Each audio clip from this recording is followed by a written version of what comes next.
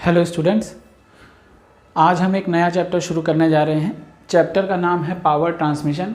देखिए, ये चैप्टर आपकी ट्रेड के हिसाब से बहुत बड़ा है, तो हम इसे वीकली कवर करेंगे। जैसे एक ड्राइव एक वीक में कवर करेंगे, एक ड्राइव अलग वीक में कवर करेंगे, क्योंकि आप जानते हैं कि इसमें बेल्ट ड्राइव आता है, चेन ड्राइव आता है। तो पावर ट्रांसमिशन हम पूरा का पूरा चैप्टर कवर करेंगे, पर हम एक एक सेक्शन को लेके चलेंगे, ठीक है। और हम कोशिश करेंगे कि हर वीडियो जो है हम थोड़ा सा छोटा बनाएं, जिसको आप आसानी से देख सकें। चलिए, तो आज के चैप्टर की शुरुआत करते हैं। तो सबसे पहले आज हम क्या जानेंगे, सिर्फ उतनी बात जानते हैं। आज हम जानेंगे पावर ट्रांसमिशन होता क्या है। पहले तो यही जानेंगे कि पावर ट्रांसमिशन क्या होता है। फिर देखिए, दो तरीके की ड्राइव होती हैं। मतलब ड्राइव यहाँ पे क्या है कि पावर को एक जगह से दूसरी जगह पे ट्रांसमिट करने के लिए दो प्रकार की ड्राइव होती हैं। पहली होती है फ्लेक्सिबल ड्राइव, दूसरी होती है रिजिड ड्राइव। तो अभी हम ये जानेंगे कि फ्लेक्सिबल ड्राइव क्या होता है, रिजिड ड्राइव क्या होता है। हम सिर्फ इन दोनों के बारे में जानेंगे, इनके एग्जाम्पल्स को जानेंगे, ठीक है। और एक चीज़ और शुरू करेंगे, बेल्ट ड्राइव का इंट्रोडक्शन। मतलब आज हम इस लेक्चर में क्या जानेंगे, आज हम लेक्चर में जान लेंगे पावर ट्रांसमिशन क्या होता है, फ्लेक्सिबल ड्राइव क्या होता है, रिजिड ड्राइव क्या होता है, और बेल्ट ड्राइव का हम थोड़ा सा इंट्रोडक्शन शुरू करेंगे। आज ही हम एक दूसरा वीडियो भी अपलोड करेंगे, जिसमें हम क्रॉस सेक्शन के आधार पर बेल्ट ड्राइव कितने प्रकार की होती हैं उनको जान लेंगे। तो आज दो वीडियोज़ आएंगे एक के बाद एक। पहले आप ये वाला देखिएगा, फिर आप दूसरा वीडियो देखिएगा, ठीक है। तो चलिए आज का चैप्टर शुरू करते हैं। सबसे पहले शुरू कर लेते हैं कि पावर ट्रांसमिशन क्या होता है। तो आप सभी को पता है कि पावर ट्रांसमिशन वर्ड से ही आपको पता चल रहा है कि पावर को यानी शक्ति को एक जगह से दूसरी जगह पे स्थानांतरित करना, ठीक है। कैसे स्थानांतरित करना, मेरी बात समझिएगा। देखिए, जिस जगह पे शक्ति पैदा हो रही है यानी जनरेट हो रही है, the place where it generated, जहाँ पर शक्ति उत्पन्न की जा रही है, वहाँ से पावर को यानी शक्ति को ऐसी जगह पे ले जाना जहाँ पर उसका काम है, where we use for useful work. मतलब जहाँ पर हम उसका प्रयोग कर सकें किसी प्रोडक्शन के लिए, अपने लिए। तो ये स्थानांतरण पावर को जहाँ वो जनरेट हो रही है और जहाँ उसको यूज़ करना है वहाँ तक ले जाना ही कहलाता है पावर ट्रांसमिशन, ठीक है। चलिए इसकी डेफिनेशन लिख देते हैं। तो सभी लोग ध्यान दीजिए, हमने आपको अभी अभी डेफिनेशन बताई थी कि पावर ट्रांसमिशन क्या होता है।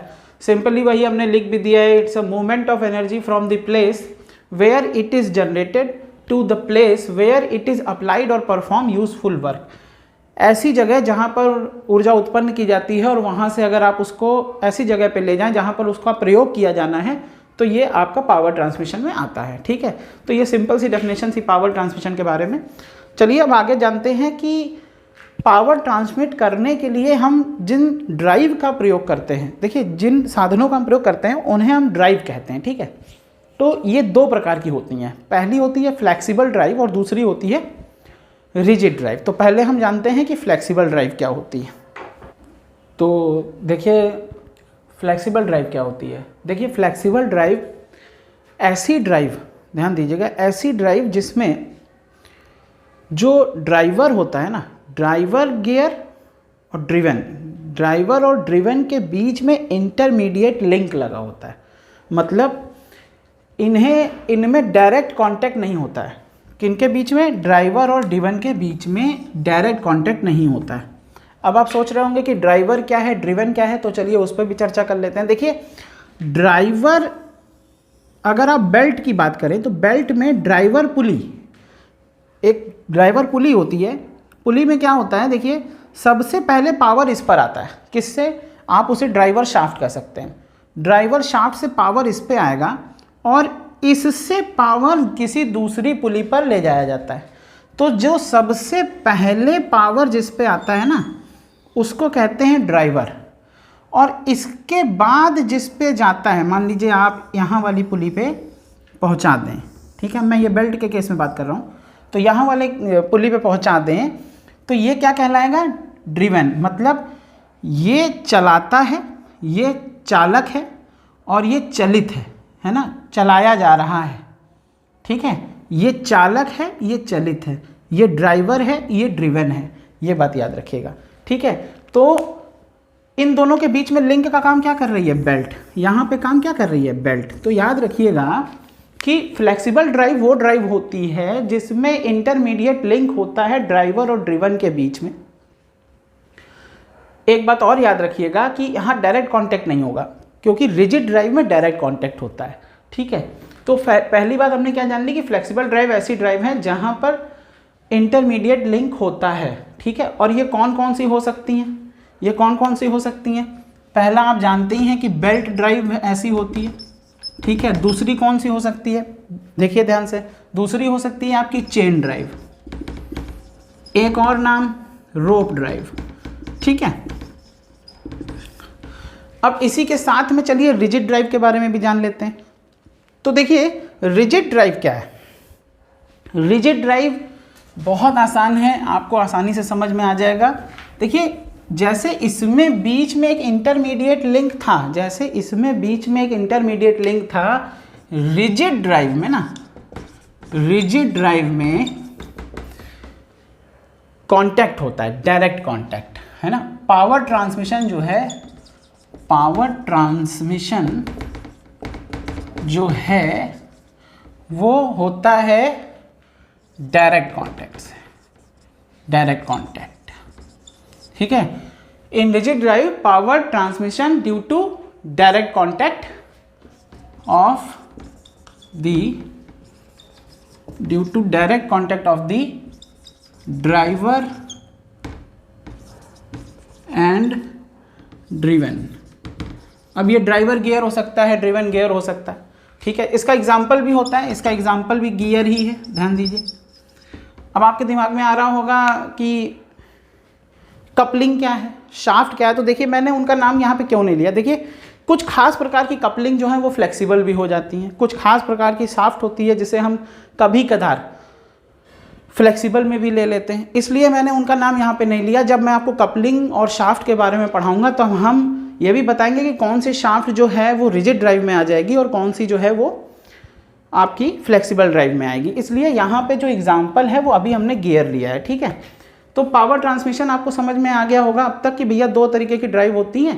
पहली ड्राइव होती है फ्लेक्सिबल ड्राइव, जिनके बीच में पावर ट्रांसमिट करने के लिए, यानी ड्राइवर और ड्रिवन के बीच में पावर ट्रांसमिट करने के लिए हमें कौन से लिंक की ज़रूरत पड़ती है, एक इंटरमीडिएट लिंक की ज़रूरत पड़ती है।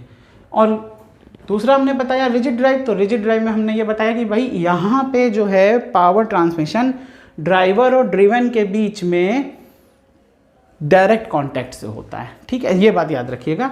चलिए अब कुछ कंपैरिजन कर लेते हैं रिजिड ड्राइव और फ्लेक्सिबल ड्राइव का, जान लेते हैं कि कौन सी ज़्यादा अच्छी है किन कंडीशंस में।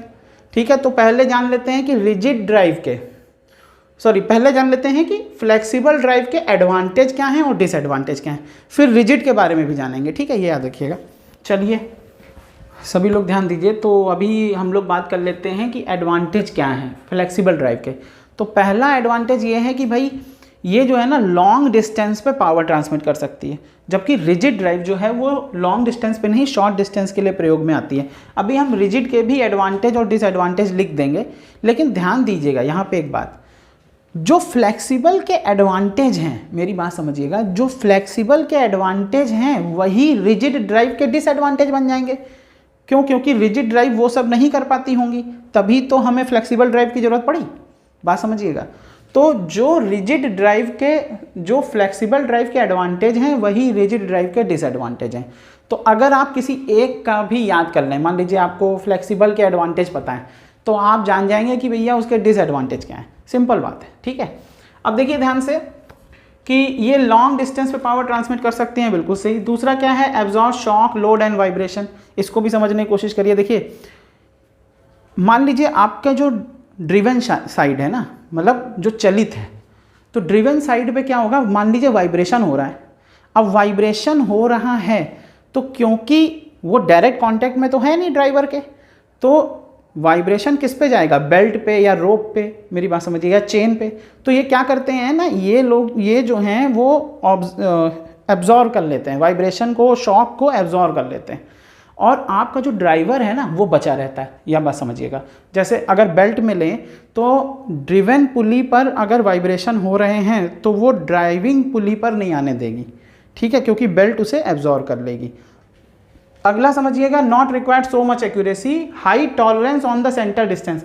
इसको समझने की कोशिश करिएगा। इसमें क्या है कि मैंने कहा कि बहुत ज़्यादा एक्यूरेसी की जरूरत नहीं है। रिजिड ड्राइव जो होती है, आप ऐसे समझिएगा, रिजिड ड्राइव में अगर एक्यूरेसी नहीं होगी, क्योंकि वो दोनों एक दूसरे के कांटेक्ट में हैं, अगर अलाइनमेंट बिगड़ गया तो क्या होता है कि रिजिड ड्राइव फेल हो जाती है। लेकिन इसमें ऐसा नहीं होता है। अब इसका मतलब ये नहीं कि आप बहुत ही गलत लगा दें, इसका मतलब बस ये है कि थोड़ा बहुत मिस अलाइनमेंट जो है वो ये झेल सकते हैं, ठीक है, ये याद रखिएगा। अगला है चीप एंड मेंटेनेंस कॉस्ट जो है उनकी लो होती है। तो देखिए ये बनाने में भी सस्ती पड़ती, जैसे आप बेल्ट को बनवाएंगे, रोप को बनवाएंगे, तो ये बनाने में सस्ती भी पड़ती हैं। इनका मेंटेनेंस भी सस्ता होता है, तो एक एडवांटेज इनका ये भी है। दूसरा क्या है, देखिए operation in same and opposite direction. इसको समझने की कोशिश करिएगा। देखिए अब आप सोच रहे होंगे कि रिजिड ड्राइव में भी तो एक भी डायरेक्शन में चल सकता है और अपोजिट डायरेक्शन में भी चल सकता है। तो देखिए इसमें क्या है ना कि सेम और अपोजिट डायरेक्शन में चलाने के लिए आपको किसी अलग एलिमेंट की ज़रूरत नहीं है, किसी अलग एलिमेंट की ज़रूरत नहीं पड़ती है। जैसे अगर आप ओपन बेल्ट ड्राइव बना दें, ध्यान दें, इसका एग्जांपल समझिए। अगर आप ओपन बेल्ट ड्राइव बना दें तो सेम डायरेक्शन में चलता है, और अगर आप क्लोज्ड बना दें, ध्यान दीजिएगा, या क्रॉस बना दें तो क्या होता है, ये ऐसे बन जाएगा, तो ये अपोजिट डायरेक्शन में चलता है। यहाँ पे आपको किसी इंटरमीडिएट लिंक की ज़रूरत नहीं पड़ी, सिर्फ बेल्ट को छोड़कर। लेकिन गियर में क्या होता है कि गियर में अगर आपको किसी को, जैसे ये इस डायरेक्शन में घूम रहा है, आपको तीसरे को दूसरी डायरेक्शन में घुमाना है, तो बीच में आपको एक और गियर की आवश्यकता पड़ती है, यानी एक एक्स्ट्रा एलिमेंट की आवश्यकता पड़ती है। ये बात याद रखिएगा, ठीक है। तो ये कुछ एडवांटेजेस हैं फ्लेक्सिबल ड्राइव के। अब चलिए इसके डिसएडवांटेजेस को भी देख लेते हैं, फिर हम रिजिड ड्राइव के बारे में चर्चा करेंगे। तो देखिए डिसएडवांटेज क्या होंगे। तो ध्यान दें कि पहला डिसएडवांटेज, जो कि मेन डिसएडवांटेज है, वो ये है कि भाई इनकी जो पावर ट्रांसमिटिंग कैपेसिटी होती है वो कम होती है, ठीक है। मतलब ये बहुत ज़्यादा लार्ज वैल्यू का पावर जो है ट्रांसमिट नहीं कर सकते, टॉर्क को एक जगह से दूसरी जगह पे हाई टॉर्क को नहीं ले जा सकते, ये बात याद रखिएगा। दूसरा क्या है, इनका वेलोसिटी रेशियो जो है वो कांस्टेंट नहीं रहता है। इस पॉइंट को समझने की कोशिश करिए कि velocity ratio is not constant. मतलब क्या है, देखिए वेलोसिटी रेशियो होता क्या है, पहले यही समझ लेते हैं। तो देखिए फिर से भाई, एक हमारे पास हो गया ड्राइविंग गियर, या यूँ कहिए ड्राइविंग पुली। अगर हम बेल्ट में बात कर रहे हैं तो पुली बात कर लेंगे, ठीक है। तो एक हो गया ड्राइविंग पुली और एक हो गया ड्रिवन पुली, मेरी बात समझिएगा। तो ड्राइविंग पुली, यहाँ पे एक बात याद रखेंगे कि हम रोटेशनल स्पीड लेंगे, ठीक है। रोटेशनल स्पीड कह लीजिए, एंगुलर वेलोसिटी कह लीजिए, ध्यान दीजिएगा, एंगुलर वेलोसिटी कह लीजिए या रोटेशनल स्पीड कह लीजिए। पेरीफेरल वेलोसिटी नहीं कहेंगे। पेरीफेरल वेलोसिटी क्या है उसको समझिएगा कि यहाँ पे जैसे टेंजेंट डाल के जो वेलोसिटी निकालते हैं ना, जिसे टेंजेंशियल वेलोसिटी कहते हैं, तो यहाँ पे टेंजेंट डाल के एक हम टेंजेंशियल वेलोसिटी निकालते हैं, तो वो यहाँ पे भी सेम होगी और यहाँ पे भी सेम होगी। पेरीफेरल वेलोसिटी दोनों जगह पर सेम होती है, पर रोटेशनल वेलोसिटी अलग अलग होती है। जैसे इसकी रोटेशनल वेलोसिटी मान लीजिए ω1 है और इसकी ω2 है। अगर आप चक्करों की संख्या यानी कि नंबर ऑफ रिवोल्यूशंस में लिखते हैं तो इसको n1 लिखते हैं और इसको n2 लिखते हैं, ठीक है, ये याद रखिएगा। तो ध्यान दीजिए कि ये होता क्या है, वेलोसिटी रेशियो होता है नंबर ऑफ रिवोल्यूशन, अगर आप ऐसे लें, number of revolution in driver to the number of revolution in driven, या यूं कह लें कि ω1/ω2 rotational speed of driver gear to the driven gear, ठीक है। तो ये बहुत सरल होता है। अभी जब हम ओपन बेल्ट ड्राइव पढ़ेंगे तब हम इस पर बहुत विस्तार से चर्चा भी करेंगे, ठीक है। लेकिन अभी समझने के लिए ये समझिएगा कि ड्राइवर जिस स्पीड से घूम रहा है, रोटेशनल स्पीड, और ड्रिवन जिस स्पीड से घूम रहा है, यानी चालक जिस स्पीड से घूम रहा है और चलित जो है जिस स्पीड से घूम रहा है, उन दोनों का अगर रेशियो ले लेंगे तो वो वेलोसिटी रेशियो कहलाएगा। ठीक है, ये याद रखिएगा। तो इनका वेलोसिटी रेशियो कांस्टेंट क्यों नहीं रहता है, पहले उसको समझते हैं क्यों नहीं रहता है। देखिए, जैसे मान लीजिए आपने बेल्ट ड्राइव ली, समझिएगा, अगर आपने बेल्ट ड्राइव ली तो बेल्ट में जैसे जैसे आप वर्क करते जाते हैं, जैसे जैसे समय बीतता जाता है, टेंशन के कारण बेल्ट की लंबाई थोड़ी सी बढ़ जाती है। ठीक है, टेंशन के कारण, भाई खिंचाव हो रहा है, बेल्ट में खिंचाव हो रहा है तो उसकी लंबाई बढ़ेगी।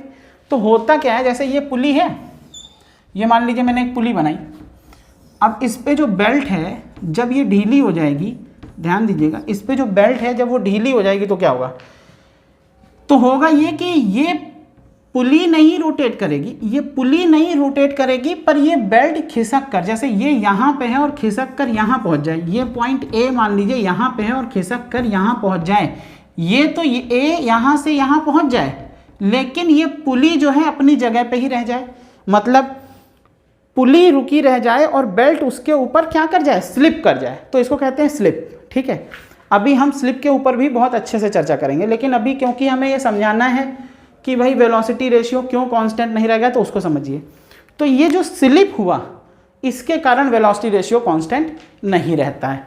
ठीक है, तो फिर से समझ लीजिए कि वेलोसिटी रेशियो क्यों कांस्टेंट नहीं रहा, तो मैंने एक एग्जांपल दिया, क्योंकि बेल्ट ड्राइव में क्या होता है, बेल्ट ड्राइव में स्लिप अकर करती है। स्लिप कैसे अकर करती है वो अभी अभी मैंने आपको बता दी। तो स्लिप अकर करती है, इस वजह से वेलोसिटी रेशियो कांस्टेंट नहीं रहता। अगली चीज़ क्या है, अगली चीज़ है स्मॉल वेलोसिटी रिडक्शन। मतलब इसका क्या है, वेलोसिटी रिडक्शन क्या है वो भी समझिए।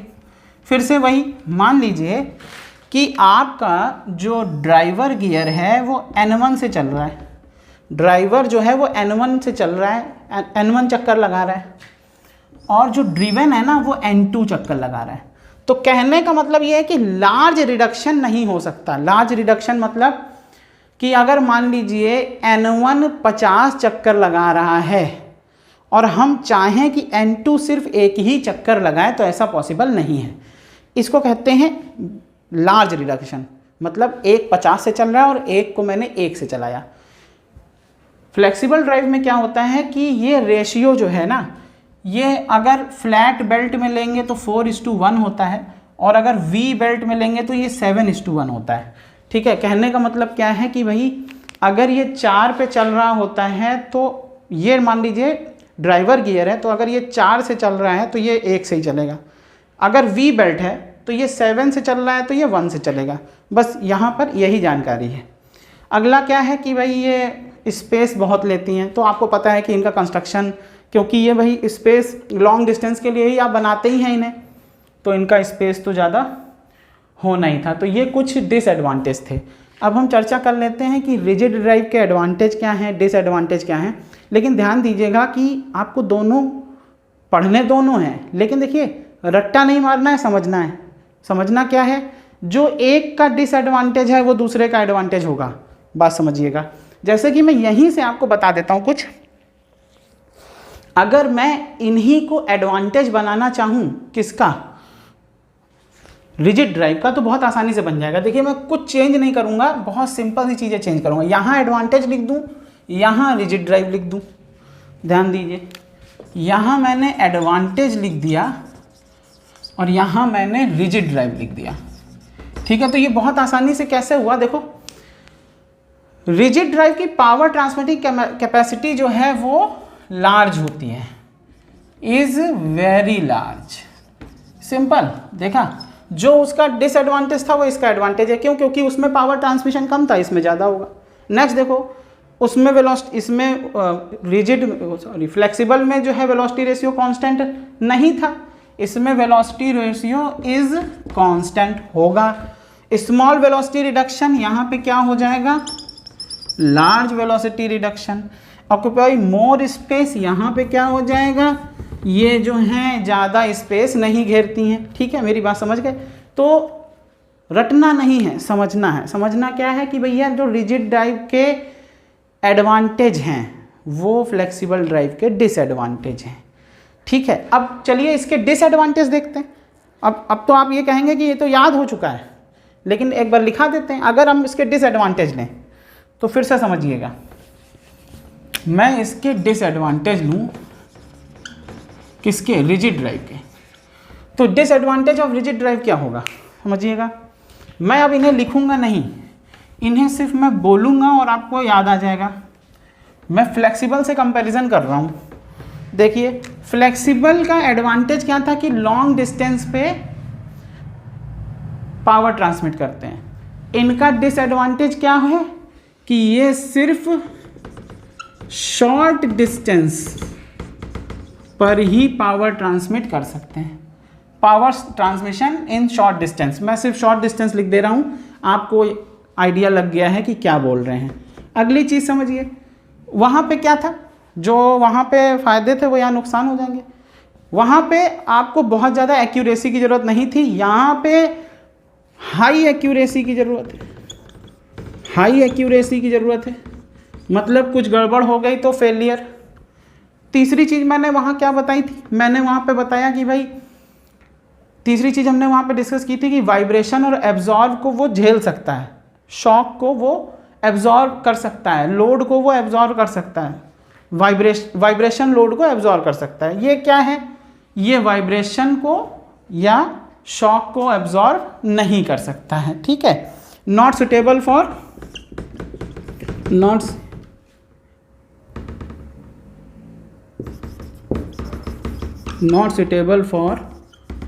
not suitable for vibrations and shocks।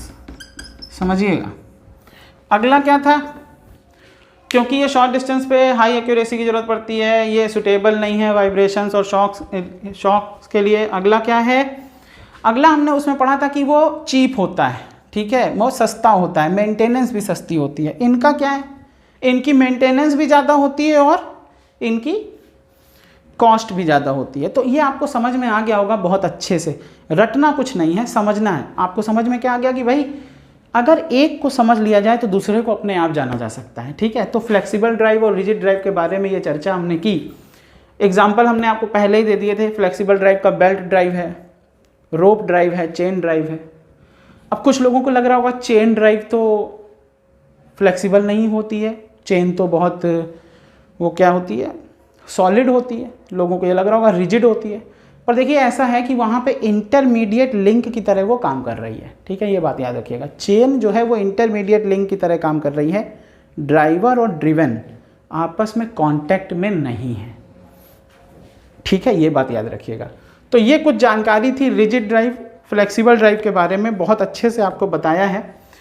चलिए आज के चैप्टर में हम शुरू क्या करेंगे, बेल्ट ड्राइव के बारे में शुरू करेंगे। तो हम बेल्ट ड्राइव का एक छोटा सा इंट्रोडक्शन शुरू कर लेते हैं, चर्चा जो है अगली क्लास से शुरू करेंगे, ठीक है। तो देखिए मैं बेल्ट ड्राइव लिख दे रहा हूँ, और बेल्ट ड्राइव के जो है वो तीन, मुख्यतः बेल्ट ड्राइव के जो है ना वो तीन एलिमेंट हैं। मैं लिख दे रहा हूँ बेल्ट ड्राइव के तीन एलिमेंट होते हैं। पहला होता है, देखिए इसमें दो पुली होती हैं। पहली पुली को क्या कहते हैं जानते हैं, पहली पुली को कहते हैं ड्राइविंग पुली, ठीक, पहली। दूसरी होती है ड्रिवन पुली, और तीसरी होती है एंडलेस बेल्ट, एंडलेस बेल्ट, ठीक है। एंडलेस बेल्ट क्या है भाई, इसको समझ लेते हैं। ड्राइविंग और ड्रिवन पुली के बारे में हम आपको पहले ही बता चुके हैं। ड्राइविंग पुली क्या है, जिस पर ड्राइविंग शाफ्ट लगी हो, ध्यान दीजिएगा, मेन शाफ्ट समझिएगा। ड्राइविंग शाफ्ट क्या है इसको समझिए, जैसे इसको ऐसे समझना, आपने एक मोटर ली, ठीक है, मोटर में आपने देखा होगा एक शाफ्ट निकली होती है जो रोटेट होती रहती है। अगर आप उस पर पुली लगा दें, ठीक है, मोटर की जो पहली शाफ्ट है जिस पे पावर आ ही रही है उस पे जो आप पुली लगा देंगे वो पुली कहलाएगी ड्राइविंग पुली। फिर तो ड्राइविंग पुली जो है वो ड्राइविंग शाफ्ट से जुड़ जाती है, ठीक है, ड्राइविंग पुली ड्राइविंग शाफ्ट से जुड़ जाती है। फिर दूसरी होती है ड्रिवन पुली, ये जो है ड्रिवन शाफ्ट से जुड़ती है, मतलब जहां पर आपको पहुंचाना है। तीसरा क्या है, एंडलेस बेल्ट, ये बेल्ट के थ्रू जोड़ी जाती है। एंडलेस क्यों बोल रहे हैं वो भी समझ लीजिए। एंडलेस इसलिए बोल रहे हैं क्योंकि ये मान लीजिए वो बेल्ट है, तो ये दोनों सिरे आपस में जुड़े हुए हैं। ये एक तरीके का सर्कल जैसे होता है ना, जिसका कोई एंड नहीं होता है, क्योंकि हमने उसके इनिशियल और फाइनल पॉइंट को जोड़ दिया होता है। ठीक है, तो ये याद रखिएगा। तो इसके 3 मेन पार्ट्स हैं। पहला है ड्राइविंग पुली। ड्राइविंग पुली वो पुली होती है जो ड्राइविंग शाफ्ट से जुड़ी होती है, जिस पर पावर आती है सबसे पहले। फिर ड्रिवन पुली, ड्राइविंग पुली से ड्रिवन पुली पर पावर जाती है जहां पर काम करना है। ये कहाँ पे लगी है, जो पहली शाफ्ट है उसी पे लगाई गई। फिर क्योंकि शाफ्ट से डायरेक्ट तो ट्रांसफर नहीं कर सकते ना, बात समझिएगा, तो बीच में कुछ लगाना पड़ेगा ना, तो हमने पुली लगाई। अगला है ड्रिवन पुली, जहां पे जरूरत है वहां पे पावर पहुंचाना। एंडलेस बेल्ट, वो भी हमने आपको बता दिया। ठीक है, तो बेल्ट ड्राइव के बारे में ये पहले तो इन 3 चीज़ों के बारे में जानना जरूरी था। अब ये जान लेते हैं कि बेल्ट ड्राइव के एडवांटेज क्या हैं और डिसएडवांटेज क्या हैं। आज के लेक्चर के लिए मेरे इतना काफ़ी होगा। नेक्स्ट आज ही एक दूसरा लेक्चर अपलोड होगा, उसको भी आप देख लीजिएगा, जिसमें हम क्रॉस सेक्शन के आधार पर बेल्ट कितने प्रकार की होती है उस पर डिस्कशन करेंगे। ठीक है, और बेल्ट के मटेरियल के लिए भी हम एक अलग वीडियो डाल देंगे। चलिए तो देखते हैं कि इसके एडवांटेज क्या हैं और डिसएडवांटेज क्या हैं। तो सभी लोग ध्यान दीजिए कि एडवांटेज क्या होंगे फ्लैट बेल्ट ड्राइव के। तो देखिए, एडवांटेज बताने से पहले एक बात जो बताने को रह गई थी, अभी वो पीछे ही बतानी चाहिए थी मुझे, पर उसको जान लीजिए कि बेल्ट ड्राइव में जो पावर है ना, वो किसके द्वारा ट्रांसमिट होता है, तो वो बाय मीन्स ऑफ फ्रिक्शन। ठीक है, तो फ्रिक्शन के कारण जो है वो पावर ट्रांसमिट होता है, ये याद रखिएगा। In belt drive power is transmitted by means of friction. ये लाइन जो है आप लिख लीजिए। बेल्ट ड्राइव्स में जो पीछे अभी हमने कराया था, बेल्ट ड्राइव्स में फ्रिक्शन के कारण पावर ट्रांसमिट होता है। ठीक है, इंटरमीडिएट लिंक की तरह तो बेल्ट काम करती है, लेकिन जो मेन कारण है वो है फ्रिक्शन, क्योंकि फ्रिक्शन से ही पावर जो है एक जगह से दूसरी जगह पे जाती है, ये याद रखिएगा। ठीक है, तो पावर जो है वो फ्रिक्शन के कारण ट्रांसमिट होती है, ये बात आप लिख लीजिए। अब देखिए, हम इसके डिसएडवांटेजेस की बात कर लेते हैं। डिसएडवांटेज हम इसके बाद बताएंगे। तो एडवांटेजेस क्या हैं, देखिए वैसे तो मुझे ये दोबारा लिखवाने की कोई ज़रूरत नहीं थी। क्यों? क्योंकि देखिए, जो भी फ्लेक्सिबल ड्राइव के एडवांटेज हैं वो सारे के सारे इसके भी होंगे। क्यों? क्योंकि बेल्ट ड्राइव जो है वो एक फ्लेक्सिबल ड्राइव है। लेकिन फिर भी मैंने लिख दिए हैं, देखिए, transmit power over considerable distance, पहले बताया जा चुका है। ये स्मूथ और साइलेंट होती हैं एज़ कम्पेयर टू अदर्स, ये याद रखिएगा। जैसे चेन ड्राइव होती है ना, वो ज़्यादा शोर मचाती है। Ability to absorb shock and load बता चुके हैं। सिंपल इन डिज़ाइन, आसानी से कंस्ट्रक्शन हो जाता है, बहुत ज़्यादा डिज़ाइनिंग की आवश्यकता नहीं पड़ती है। लो इनिशियल कॉस्ट, इसका इनिशियल कॉस्ट लो होता है। ये सारी बातें हम पहले पीछे कर चुके थे, लेकिन एक बार लिखना ज़रूरी था, इसलिए हमने लिख दिया। चलिए डिसएडवांटेजेस भी एक बार लिख देते हैं। तो भाई सभी लोग ध्यान दें कि डिसएडवांटेजेस क्या होंगे बेल्ट ड्राइव के। कुछ डिसएडवांटेज अलग हैं, उनको समझने की कोशिश करिएगा। ज़्यादा स्पेस घेरती हैं, occupy more space. Velocity ratio is not constant, इसके बारे में हमने चर्चा कर ली है। क्यों नहीं होता है? क्योंकि स्लिप अकर करने लगता है। स्लिप क्यों अकर करता है? क्योंकि बेल्ट की लंबाई बढ़ जाती है। स्लिप होता क्या है? बेल्ट तो चले लेकिन पुली ना घूमे, तो इसे क्या कहेंगे? स्लिप। मेरी बात समझिएगा। वैसे हमने पीछे अभी इसको डिस्कस किया था। Impose heavy load on shaft and bearing. देखिए, इनकी जो असेंबली होती है ना, वो बहुत हैवी होती है, तो जिसके कारण जो शाफ्ट होती है उस पर ये ज़्यादा लोड डालती हैं। जिस बियरिंग का हम प्रयोग करते हैं उस पर भी ये ज़्यादा लोड डालती हैं। अगला क्या है? लो एफिशिएंसी। इनकी एफिशिएंसी भाई लो होती है। क्यों? क्योंकि देखिए पावर ट्रांसमिटिंग क्षमता ही कम है। ठीक है, तो एफिशिएंसी भी इनकी लो होती है। शॉर्ट सर्विस लाइफ, इनकी जो सर्विस लाइफ होती है वो कम होती है। क्यों? क्योंकि ये टेंशन जब होता है तो ये आसानी से टेंशन के कारण जो है इनकी लेंथ बढ़ जाती है, जिसके कारण इनकी सर्विस लाइफ बहुत कम होती है। ठीक है, मैं अदर ड्राइव्स के कंपैरिजन में बोल रहा हूँ, इसका मतलब ये नहीं कि बहुत कम होती है, इसका मतलब ये कि उनकी कंपैरिजन में कम होती है। ठीक है, ये याद रखिएगा। तो ये कुछ चर्चा थी जो आज हमने पावर ट्रांसमिशन चैप्टर में शुरू की, ठीक है। तो हमने सबसे पहले आज पढ़ लिया पावर ट्रांसमिशन क्या होता है, फिर हमने देखा फ्लेक्सिबल ड्राइव क्या है, रिजिड ड्राइव क्या है, फिर हमने थोड़ा सा इंट्रोडक्शन लिया बेल्ट ड्राइव के बारे में। अभी नेक्स्ट वीडियो में हम बेल्ट ड्राइव कितने प्रकार की होती हैं क्रॉस सेक्शन एरिया के अकॉर्डिंग उस पर चर्चा करेंगे, ठीक है। तो आज के लिए इतना काफ़ी है इस वीडियो में, ठीक है। तो आप सभी को धन्यवाद, मिलते हैं अगले वीडियो में।